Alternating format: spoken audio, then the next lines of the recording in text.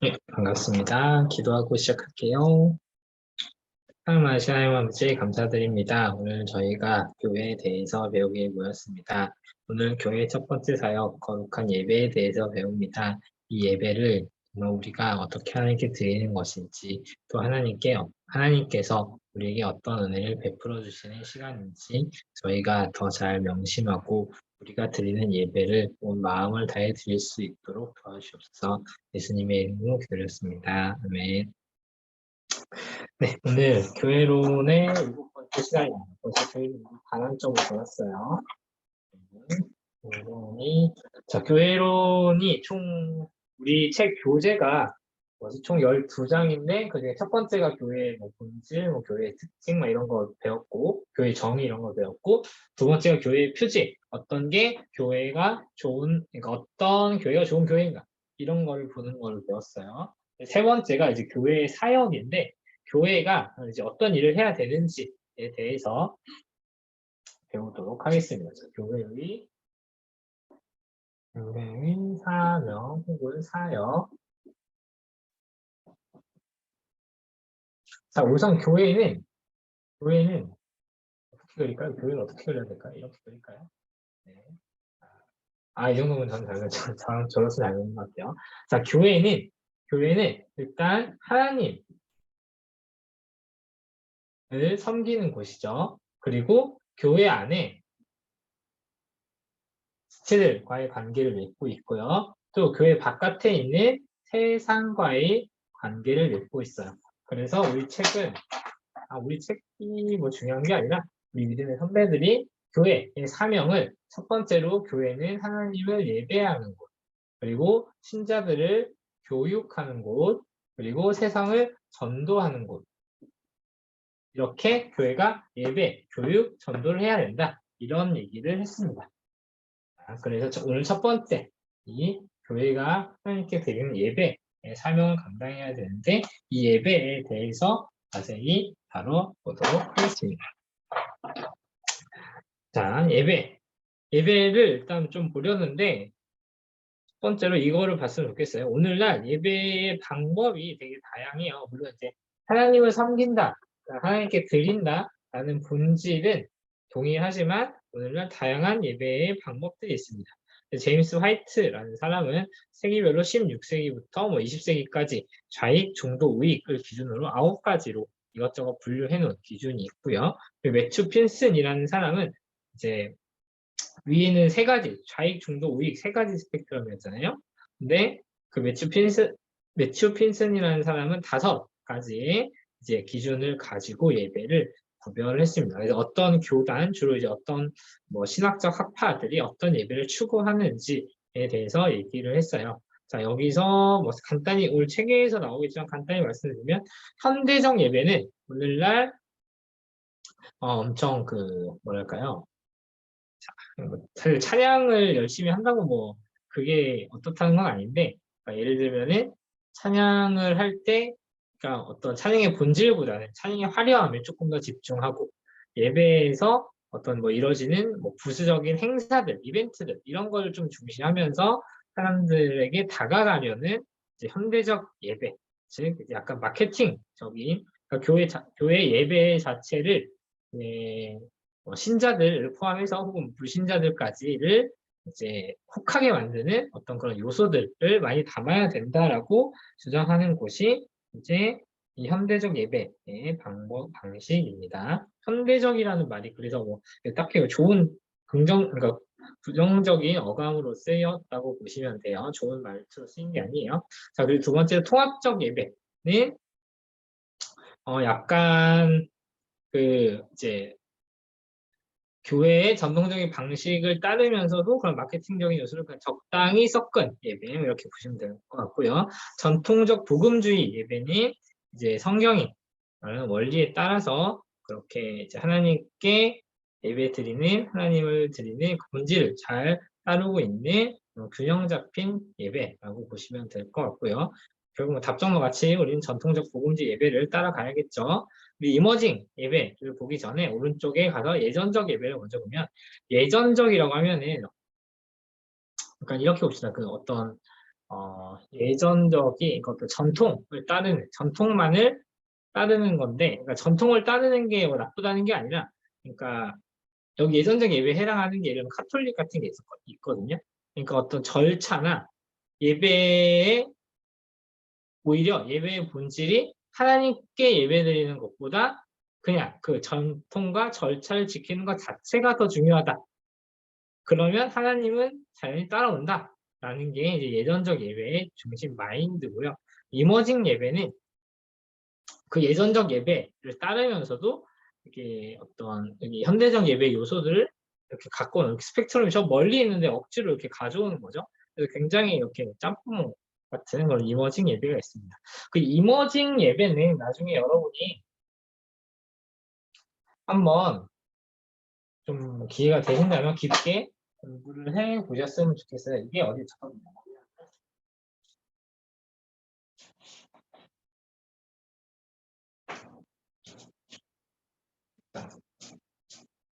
이게 이제 이머징 예배를 드리는 이머징 처치에 대해서 이게 쓰여진 책인데 그런 잘못된 어떤 부흥관을 가진 교회에 대비해서 바른 교회관이 무엇인가에 대해서 쓰여진 책이에요. 나중에 이거를 한번 보시면 좋을 것 같습니다. 이거 이안 머리라는 사람의 책인데 이거 청년부실에도 있어요. 나중에 꼭 보시면 좋을 것 같고. 자, 어쨌든 이머징 예배는 뭐 그런 거 있는데 그래서 바른 예배를 따라야겠다. 그럼 이제 바른 예배가 무엇인가를 봐야겠죠. 이게 2번부터가 오늘의 중요한 요소입니다. 자, 첫 번째 예배는 하나님께 드리는 거잖아요. 하나님이 명령하신 거고 그럼 이제 하나님이 뭐라고 말씀하셨는지를 당연히 제일 먼저 봐야겠죠. 그래서 예배는 이제 성경에서 예배가 어떤 모습으로 나오고 있는지 하나님께서는 성경에서 예배를 어떻게 드리라고 하고 있는지를 봐야 합니다.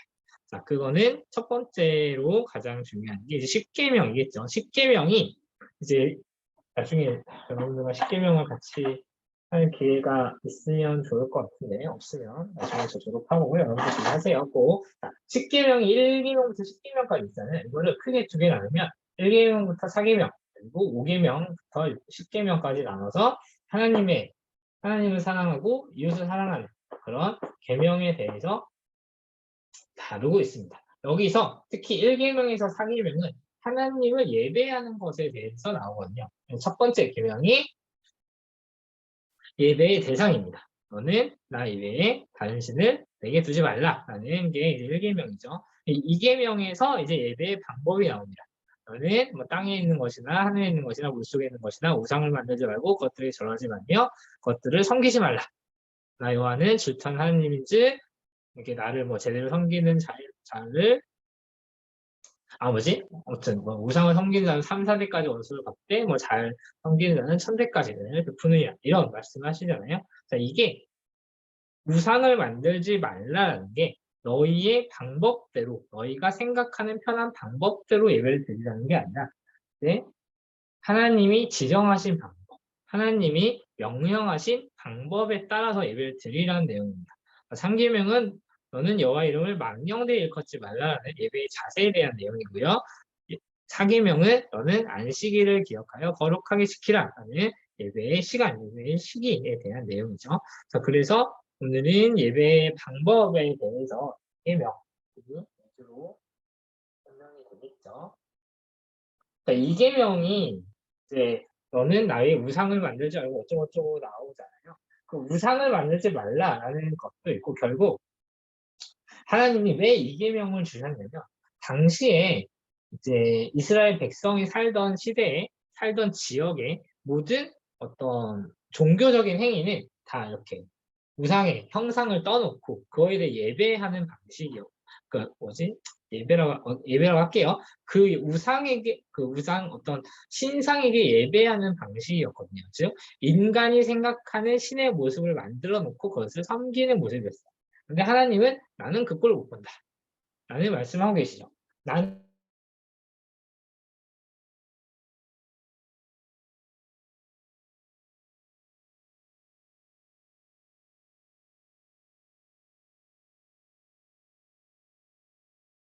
너희의 땅에 있는 그 이방의 신을 예배하는 게 아니라 내가 명령하는 방식, 내가 지정하는 방식대로 너희는 예배를 드려야 된다라고 말씀하시는 게 10계명 중에 제2계명이에요. 그리고 이런 모습은 예수님께서도 말씀하시죠. 우리 얼마 전에 배웠던 요한복음 4장에 예수님께서 이 예배의 원리에 대해서 가르쳐주는 모습이 있습니다. 사실 이거는 이제 우리 아이들끼리 청년부들이라면 다들 아시겠지만 잠깐만 한번 복습 차원에서 말씀드리면 사마리아 여인이 예수님께서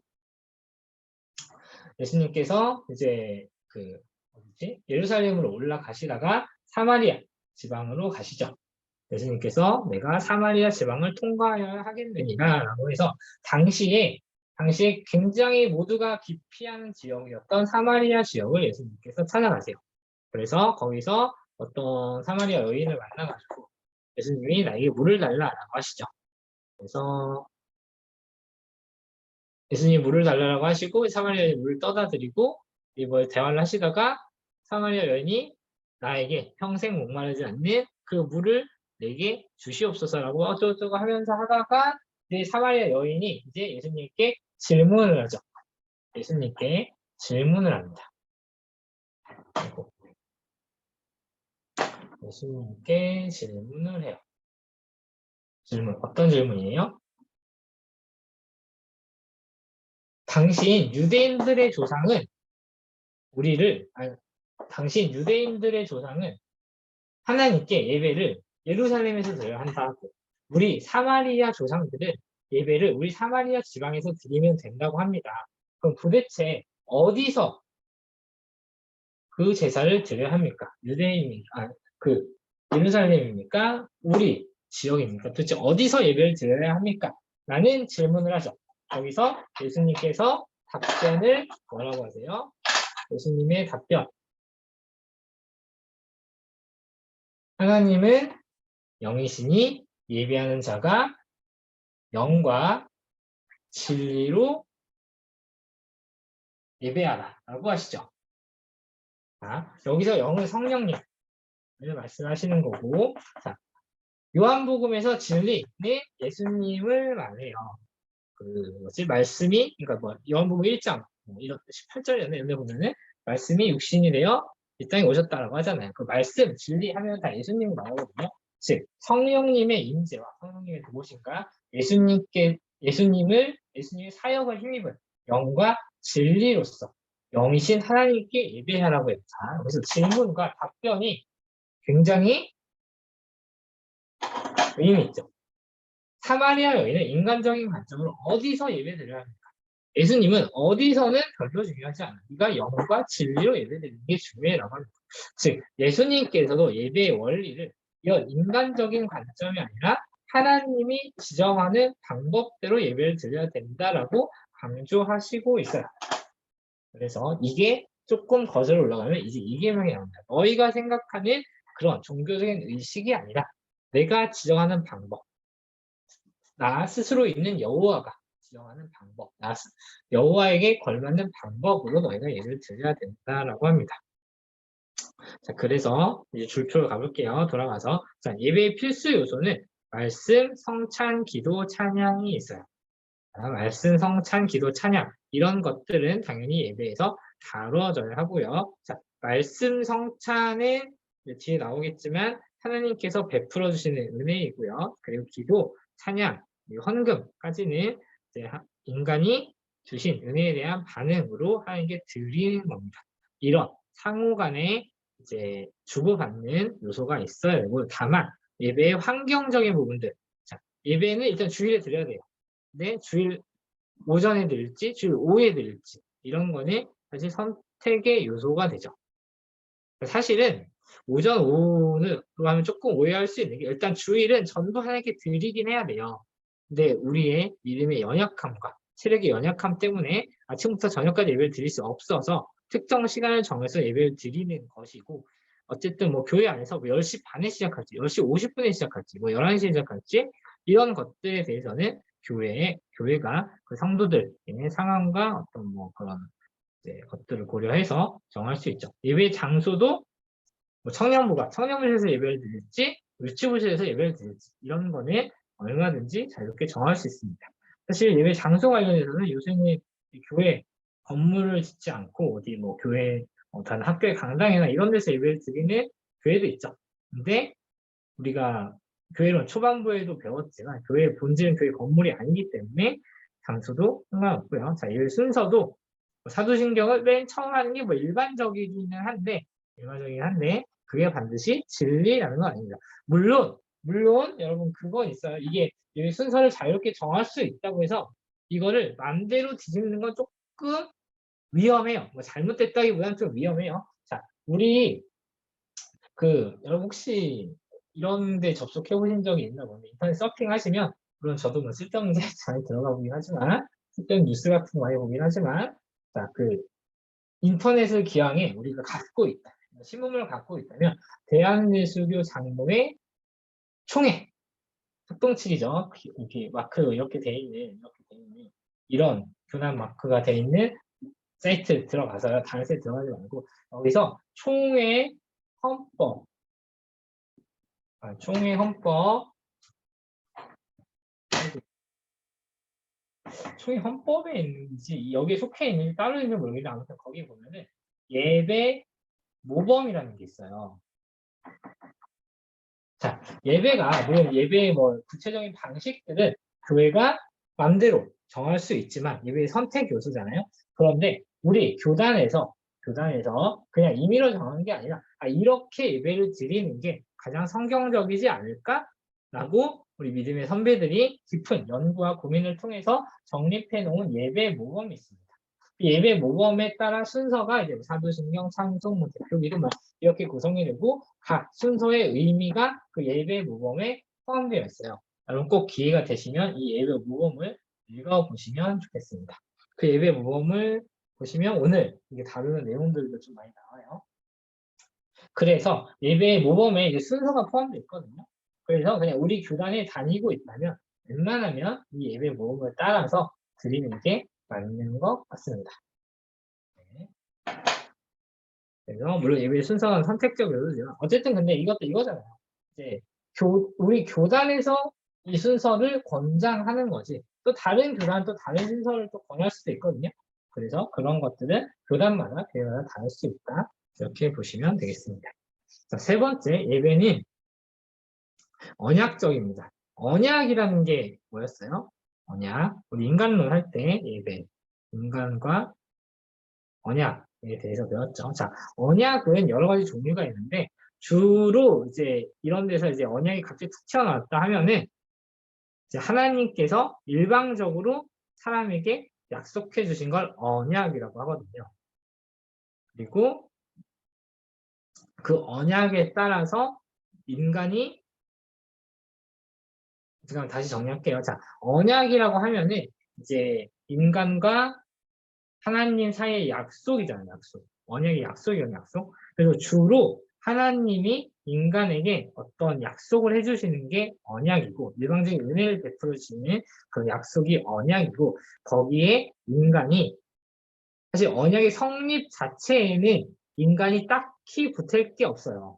일반적인 은혜 언약은 예전에 이제 창세기 때 있었던 창조 언약, 행위 언약 시대에야 그 인간이 하나님께 순종하고 그 대가로 영생을 얻는 그런 관계가 성립이 됐지만 인간의 타락 이후에는 그런 행위 언약이 아니라 하나님께서 아무것도 할 수 없는 인간, 구원을 위해 아무것도 할 수 없는 인간에게 일방적으로 베풀어 주시는 은혜 언약이 성립이 되어 있습니다. 그 은혜 언약에 인간이 반응을 하는 거고요. 자, 그래서 예배는 그 언약의 모습대로 하나님과 사람 사이의 양방통행이에요. 하나님과 아까 위에서 다뤘죠. 하나님께서 설교와 성찬을 통해서 은혜를 베풀어 주시면 인간이 기도와 헌금 찬양으로 그 은혜에 반응하는 게 바로 예배입니다. 그래서 예배는 하나님과 사람 사이의 만남과 대화예요.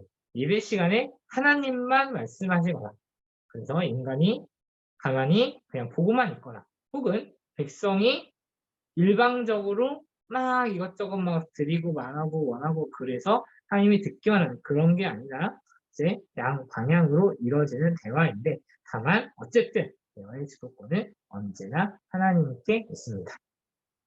이게 순서가 이래서 그래요. 하나님께서 은혜를 베풀어 주시고 그 은혜에 대한 반응이 있는 거잖아요. 그쵸? 먼저 하나님께서 은혜를 베풀어 주시는 게 먼저 있어요. 그래서 그 주도권, 어쨌든 그 대화의 주도권은 하나님께 있어요. 어디서 나올까? 그래요. 일단 여기서 나올게요. 자, 그래서 때로 예배가 잔치로 비유되기도 하는데, 여기에서 여러 가지 예배의 특징과 모습들을 우리가 볼 수 있습니다. 자, 잔치는 그러니까 그런 거, 잔치가 이제 어떤 거, 주로 잔치를, 물론 그냥 뭐 아무렇게나 이렇게 그냥 우리가 신나서 뭐 놀아보자 이런 것도 있지만, 주로 어떤 뭐, 예를 들어서 결혼잔치, 뭐 회갑잔치, 뭐가 있어서 잔치를 하잖아요.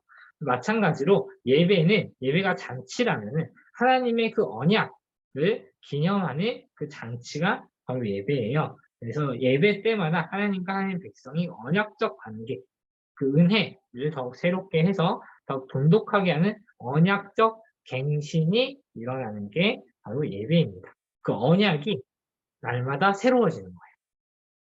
사실 이게 뭐 개인의 삶에서도 날마다긴 하지만 주일마다 하나님의 은혜를 더 받고 그 은혜로 내가 더 새로워지고 내가 더 이제 성도들이 더 하나님과 가까워지고 닮아가고 그런 언약의 갱신이 일어나는 게 바로 예배이고요. 자, 다만 어쨌든 우리가 잔치일 때, 이 잔치가 어쨌든 베푸는 주인이 있는 거잖아요. 그리고 손님이 있는 거고, 말하자면 호스트와 게스트가 있잖아요. 근데 이 예배라는 잔치는 교회가 호스트가 되고 하나님이 게스트인 그런 잔치도 아니고요. 세 번째 줄 반대로 또 그 교인들이 게스트가 되고 불신자들이 호스트가 되는 잔치도 아니에요. 그래서 배설한다는 건 이제 베푼다라는 의미거든요. 설이 베풀 설자 뭐 이런 걸 쓰는데, 그래서 예배라는 잔치의 주인, 예배의 호스트는 철저히 하나님이시고요. 교회가 그 게스트예요. 그래서 하나님이 교회에 주시는 잔치 음식인 은혜, 그 그리스도의 사역들, 그리스도를 통해서 우리에게 베풀어 주신 사역, 구원의 사역들을 우리가 누리는 게 바로 예배예요. 그래서 조금 더 보면은 그 은혜의 방편인 설교와 성찬을 통해서 하나님께서 음식을 제공해 주시고요. 자, 설교와 성찬에 대해서는 말씀과 성례, 징계까지 우리가 교회의 표지에 대해서 4장, 5장, 6장에서 배웠죠. 그 중에 4장, 5장이 설교와 성찬이 어떻게 은혜의 방편이 되는지, 또 어떻게 은혜를 우리에게 부여해 주시는 수단이 되는지에 대해서 잘 배웠어요. 자, 이거는 가서 꼭 복습해 보시고, 설교와 성찬을 통해서 은혜를 우리에게 제공해 주시잖아요. 설교자는, 그리고 성찬의 집례자는 이를 전달해 주는 존재일 뿐이지 설교자 그 자체가 은혜가 아니다 라는 것도 잘 알아두시면 좋겠습니다. 자, 그래서 여기서 되게 중요한 게 특히 두 번째, 세 번째 줄 보시면 교회가 주인이 되어 하나님을 손님으로 모신다는 게 아니라는 것을 잘 알아두시면 좋겠습니다. 그러니까 사실 하나님 입장에서 보면은 예배가 필요 없어요. 하나님이 인간에게 굳이 예배를 받으셔야 할 이유가 없죠. 하나님은 예배를 받지 않으셔도 그 스스로 존재하시는 분, 그 스스로 본래적인 영광이라고 하거든요. 그 본래적인 영광, 본질적인 영광을 가지고 계시는 분이기 때문에 하나님께서는 예배가 없어도 충분히 영광스러운 창조주 하나님이세요. 그런데 왜 우리에게 예배를 요구하시냐? 우리 인간을 위해서예요. 우리 인간을 위해서 하나님께서 그 인간들이 하나님께 반응하고 하나님과 더 가까워질 수 있는 잔치를 베풀어 주시는 거거든요. 그래서 인간이 무언가 이렇게 자꾸, 이게 사실 우리가 예배를 드린다, 예배를 통해서 하나님을 섬긴다라는 표현을 하는데, 거기서 사실 우리가 우리 걸 드리는 게 아니라 하나님께서 주신 은혜에 우리의 감사의 마음을 드리는 것 뿐이고, 우리가 하나님을 섬기는 게 아니라 하나님께서 우리에게 베풀어 주신 것의 일부를 다시 드리는, 우리에게 베풀어 주신 일주일 중에 일부를 드리는, 우리에게 베풀어 주신 물질의 일부를 드리는, 헌금으로 드리는 그런 시간이 바로 예배예요. 그래서 잔치의 호스트와 게스트가 누구인지 분명히 잘 구별하셔야 되고요. 그래서 위에 사실 어떤 현대적 예배나 예원임 예배 이런 마케팅적인 요소를 도입하면서 불신자들이 와도 전혀 부담이 없을 수 있게 해야 교회의 문턱을 낮춰야 된다라는 그런 주장들을 하면서 굉장히 예배에 이제 다른 요소들을 많이 집어넣기 시작한 교회들이 많은데, 사실 어쨌든 뭐 전도를 해야 된다라는 마음 자체는 맞는데, 근데 그게 예배의 본질을 오히려 역전시켜 버리지는 않는지 항상 우리가 경계를 해야 됩니다. 그래서 우리가 뭐 사실 이게 되게 빠지기 쉬운 함정이, 우리가 초신자가 왔을 때 혹은 새내기가 왔을 때 이렇게까지 막 이런 걸 처음부터 하면 너무 부담스러울 테니까 우리가 그런 걸 하지 말고 좀 더 재밌는 거, 좀 더 쉬운 거를 하자. 어려운 거는 빼자. 설교는 짧게 하고, 우리가 짧게 할 수 없죠. 짧게 하도록 목사님께 이제 이렇게 목사님 많이 찌르고, 순모임도 뭐 짧게, 순모임 잠깐만요. 말 좀 조심해야 돼. 자, 순모임에서도 그냥 뭐 성경 공부보다는 일단 뭐 딴 걸 먼저 하자. 뭐 이런 마인드를 사실 가지기가 좀 쉽거든요. 물론 이제 뭐 주구장창 뭐 성경 공부 무조건 한다. 이게 또 100% 옳은 건지는 또 이렇게 판단을 다시 해봐야겠죠. 그건 좀 다른 요소긴 한데, 어쨌든. 그래서 사실 이게 우리가 되게 빠지기 쉬운 함정이에요. 예배는 교회가 구성하는 이벤트와 행사가 아니라 하나님께서 베푸시는 잔치이다. 그 잔치의 음식은 은혜이다. 그 은혜의 수단은 설교와 성찬, 그리고 그렇죠. 설교와 성찬 말고는 없다. 이렇게 보시면 되겠습니다. 물론 그 설교 성찬 외에 인간이, 그래서 그 외에 대해서 반응하는 기도와 헌금 찬양도 물론 있다는 것은 당연하고요. 자, 그래서 예배가 또 하나 보여줘야 될 게 있습니다. 예배가 구속사를 보여주고 있어요. 자, 구속사는 제가 여러 번 말씀드렸던 것 같아요. 구속사 하면은 이제 뭐 여러 가지 복잡한 설명이 있지만 그냥 이해하기 쉽게 하면은 창조, 타락, 구속, 종말, 혹은 뭐 영원, 뭐 이렇게 창조, 타락, 구속, 구원, 구속 혹은 구원, 그리고 영원 혹은 종말, 이렇게 네 가지 단계를 구속사라고 하는데, 자, 안식일이 우리가 교회에서 예배를 이제 주일에 드리잖아요. 그 주일, 그리고 조금 더 거슬러 올라가면 안식일 자체가 그 구속사를 보여주고 있습니다. 자, 첫 번째로 창세기, 다시 한번 출애굽기 20장에 보면은 너는 안식일을 기억하여 거룩히 지켜라 라고 하면서 하나님께서 이제 이런 말씀하시죠. 내가 엿새 동안 일하고 7일에 안식하였습니다. 그러니까 너도 그걸 기념하여 지키라 라고 하면서 출애굽기 20장에 이제 사계명을 주세요. 자, 거기서 우리가 얼마 전에 창세기를 했죠. 그러니까 여기서 하나님께서 출애굽기 20장에서 안식일을 지정하시면서 이는 내가 엿새 동안 창조를 하고 일곱째 날에 창조를 하고 일곱째 날에 안식하였습니다 라고 말씀하세요. 자, 여기서 이 엿새 동안 창조를 했다는 건 뭐냐면 하나님께서 7일째 쉬셨다는 거는 우리처럼 6일 동안 일하셨으니까 힘들어요. 사실 우리는 5일만 일해도 힘들죠. 자, 하루만 일해도 힘들죠. 그러니까 우리처럼 힘들어서 에너지를 보충해야 된다는 의미가 아니라 창조하시고 뭐라 그랬죠? 하나님이 보시기에 좋았더라. 보시기에 심히 좋았더라.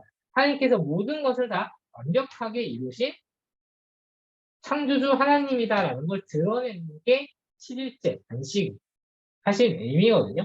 그래서 인간이 7일 안식일을 7일째를 안식일로 지키고 아무것도 하지 않는다는 것은 하나님께서 엿새 동안 창조하신 이 세상이 완전하기 때문에 그 세상에서 우리에게 일반 은혜로 베푸신 여러 가지 양식들, 그런 일반 은혜를 통해서 우리가 창조주 하나님의 완벽함을 고백하는 게 7일째에 안식하는 거예요.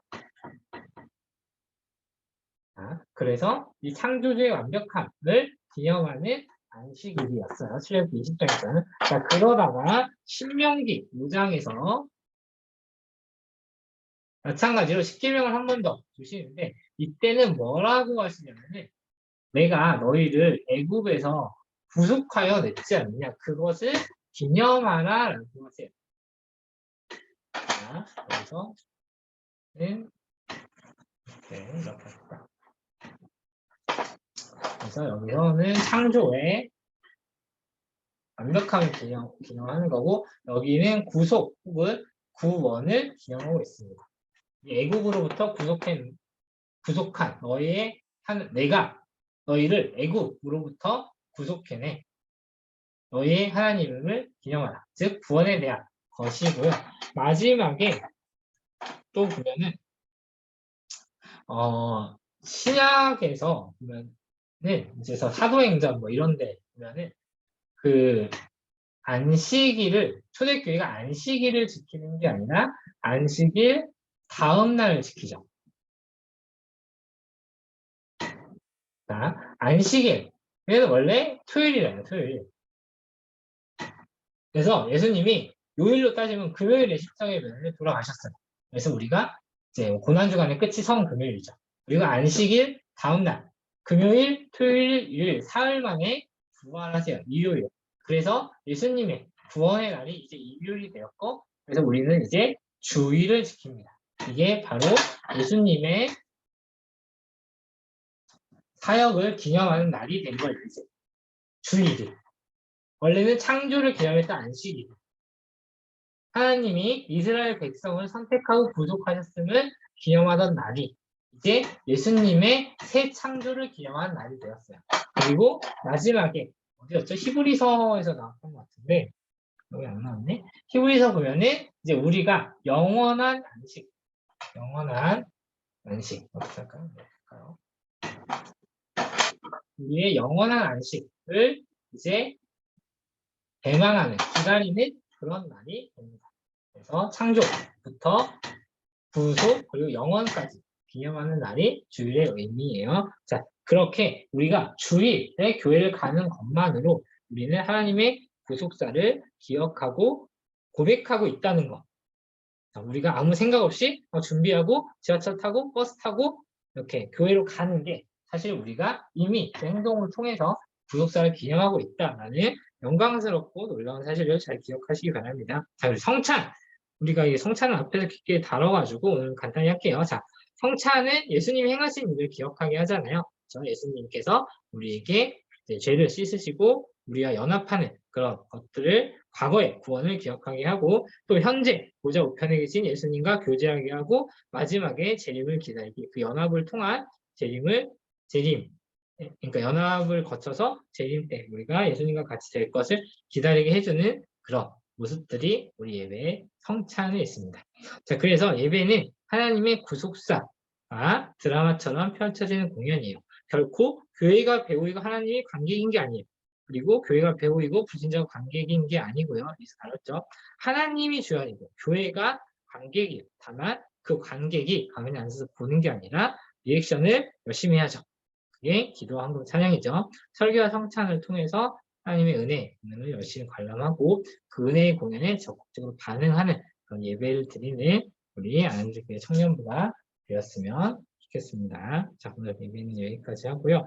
오늘 발제가 조금 기억나? 네. 오늘 책은 조금 내용이 있어서 책을 17분 정도 읽으면 10시 8분까지 읽을게요. 10시 8분까지 읽고 다시 모이도록 하겠습니다.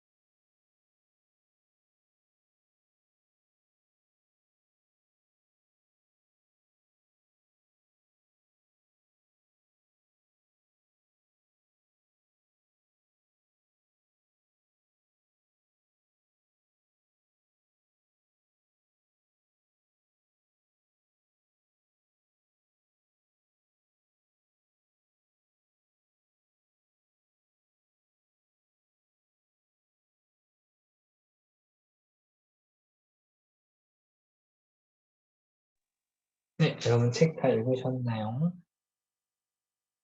궁금한 거 있으면 말씀 주시고요. 없으시면 마칠게요. 기도하겠습니다. 아버지 감사합니다. 오늘도 우리 주님께서 불러주신 은혜로 말미암아 저희가 교회 그리고 교회에서 드리는 예배에 대해서 배웠습니다.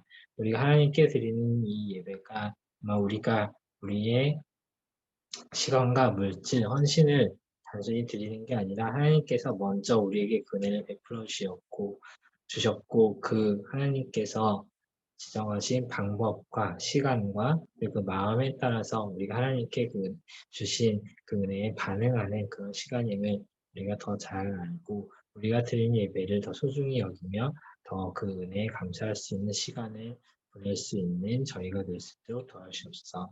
이 모든 말씀 예수님의 이름으로 기울였습니다. 네, 수고하셨습니다.